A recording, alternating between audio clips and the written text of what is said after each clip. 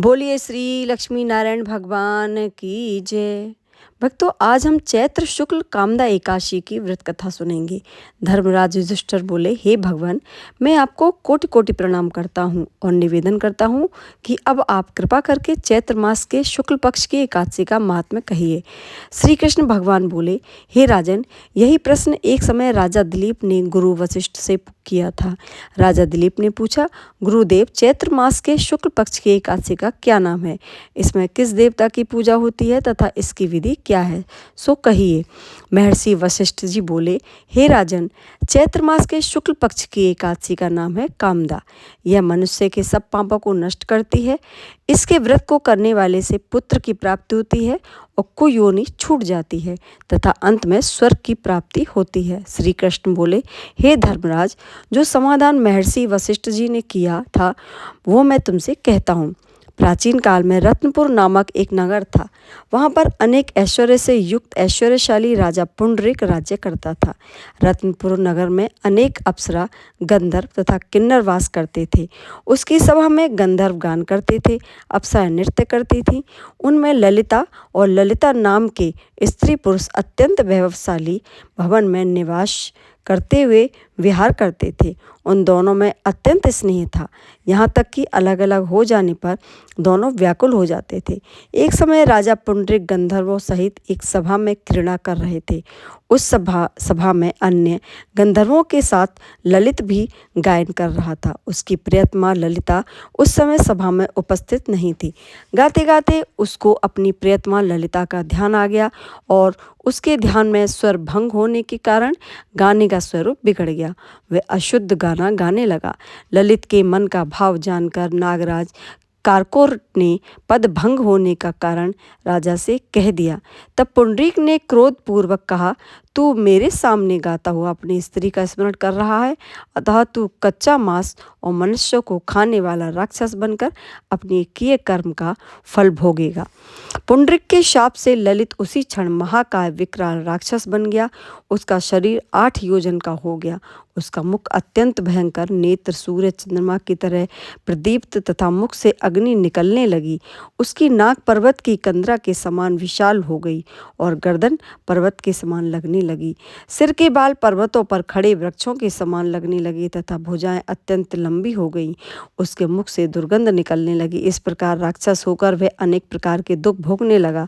उसको भोजन मिलना दुर्भर हो गया। वह भूख से व्याकुल हो गया। जब उसकी प्रियतमा ललिता को यह सब वृत्तांत मालूम हुआ तो वह बहुत दुखी हुई। वह अपने पति के उद्धार के लिए सोचने लगी कि मैं कहाँ जाऊँ, क्या यत्न करूँ। वह राक्षस अनेक प्रकार के घोर दुख सहता हुआ घने वनों में जंगल में रहने लगा। उसकी स्त्री उसके पीछे पीछे जाती और विलाप करती रहती। एक दिन वह अपने पति के पीछे पीछे घूमती विंध्याचल पर्वत पर चली गई। वहाँ पर श्रृंगी ऋषि का आश्रम था। ललिता आश्रम में गई और विनीत भाव से प्रार्थना करने लगी कि मुनि की शरण में जाकर अपने पति के उद्धार का उपाय पूछा। उसे देखकर श्रृंगी ऋषि बोले, हे सुबेगे, तुम कौन हो और यहाँ किस लिए आई हो?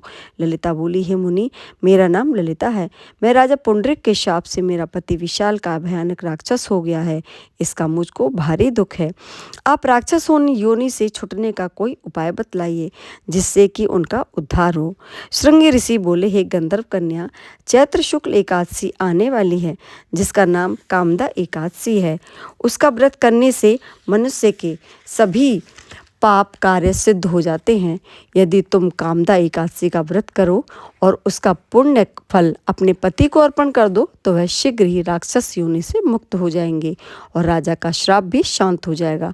मुनि के वचनों को सुनकर ललिता ने चैत्र मास के शुक्ल पक्ष की एकादशी आने पर उसका व्रत किया और द्वादशी को ब्राह्मणों के सामने अपने व्रत का फल अपने पति को देते हुए भगवान से इस प्रकार प्रार्थना करने लगी कि हे प्रभु, मैंने जो यह व्रत किया है इसका फल मेरे पति देव को प्राप्त हो, जिससे वह राक्षस योनि से मुक्त हो जाए। ललिता ने कामदा एकादशी के व्रत के दिन रात को जागरण किया, दीप जलाए, प्रभु के गुण गाए, प्रातः ब्राह्मणों को दक्षिणा देकर भोजन खिलाया, फिर उनकी परिक्रमा कर पद पद से अश्वमेध यज्ञ का फल लिया।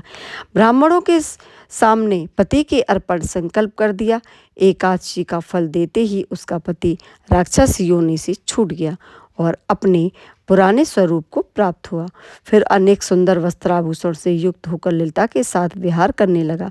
कामदा एकादशी के प्रभाव से पहले की तरह सुंदर होकर पुष्पक विमान में बैठकर स्वर्गलोक को चला गया। वशिष्ठ जी बोले, हे राजन, इस व्रत को विधि पूर्वक करने से समस्त पाप नष्ट हो जाते हैं। इसके व्रत से मनुष्य ब्रह्म हत्यादि पाप और राक्षस जैसी योनि से छूट जाते हैं। तो संसार में इसके बराबर कोई दूसरा व्रत नहीं है। परोपकारी विष्णु भक्त न केवल अपना जीवन सुधारता है, अपितु भगवान विष्णु की कृपा से अन्य व्यक्तियों का भी कष्ट दूर करता है। हे राजन, कामदा एकादशी का व्रत करने वाला परोपकारी विष्णु भक्त हो जाता है। इसकी कथा पढ़ने या सुनने से वाजपेय यज्ञ का फल प्राप्त होता है। तो भक्तों, ये थी कामदा एकादशी की पावन व्रत कथा। ऐसी ही धार्मिक कथाएं सुनने के लिए मेरे चैनल को सब्सक्राइब करना, लाइक करना, शेयर करना मत भूलिएगा। तो बोलिए श्री लक्ष्मी नारायण भगवान की जय।